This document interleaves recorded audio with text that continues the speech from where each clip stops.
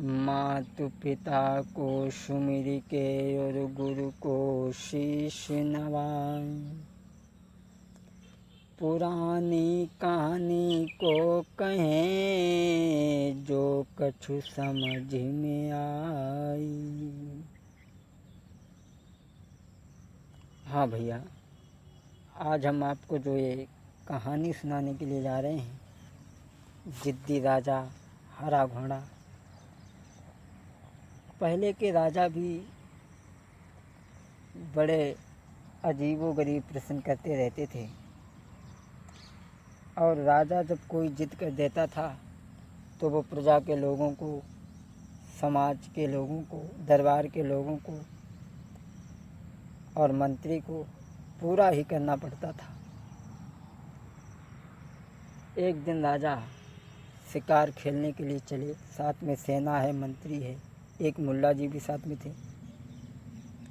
राजा ने जंगल की हरियाली को जब देखा तो मन में एक विचार किया।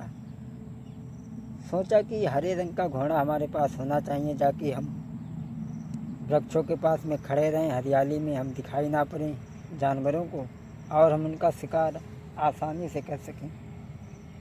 राजा ने यह बात सोची कर राजा ने मंत्री से कही सुनाई। हरे रंग का घोड़ा चाहते हैं, मोई दी जो कहीं से लाई है। मंत्री जब तक नहीं बोल सको, मुल्ला जी बोली पड़े भाई। अपनी से खीदर सान लगे, आफत में पड़ गए मुल्ला। राजा ने मंत्री से कहा कि हरा रंग का हमें घोड़ा चाहिए। मंत्री बोल भी नहीं पाया। मुल्ला जी कहने लगे, आप बात ठीक कह रहे, हरे रंग का घोड़ा आपके पास होना चाहिए, और आप तो यहाँ के राजा हैं, आप जो कहेंगे वो पूरा होगा, और आपके पास तो हरे रंग का घोड़ा होना ही चाहिए। राजा कहने लगा, अब हरे रंग का घोड़ा हमें तुम ला करके दोगे, कहीं से भी ला करके दो। तुमने कहा कि राजा के पास तो होना चाहिए, अब तुम ला करके दोगे। अगर तुमने ला करके नहीं दिया तो हम तुम्हें फांसी लगवा दें। मुल्ला जी चक्कर में पड़ गए। घर आए, अरे वही मन में मनई न लौट के अपने घर जब आए रे। संझा को लेट गए खटिया पे, उन्हें नींद रात नहीं आई रे।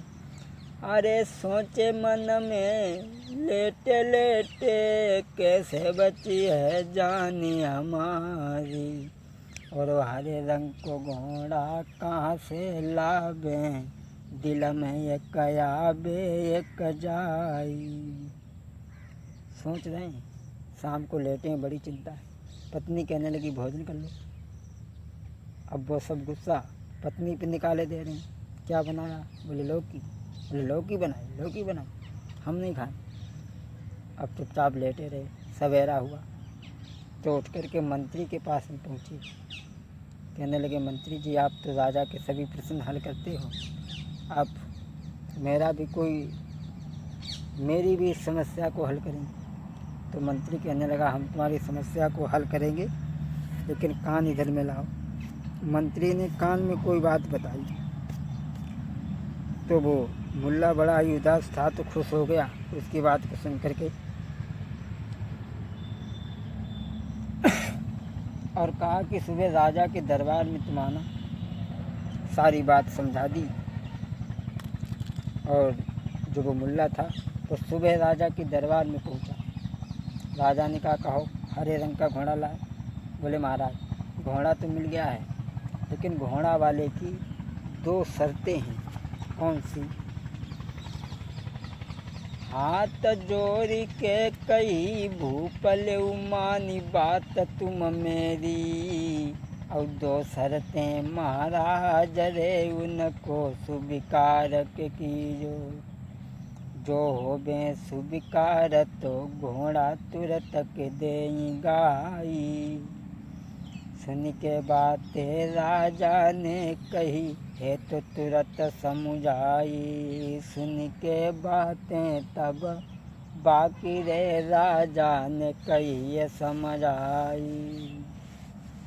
राजा कहने लगा कहो कौन सी बातें हैं। तो वो कहने लगा पहली बात तो ये है कि आप घोड़ा लेने के लिए आप जाएंगे,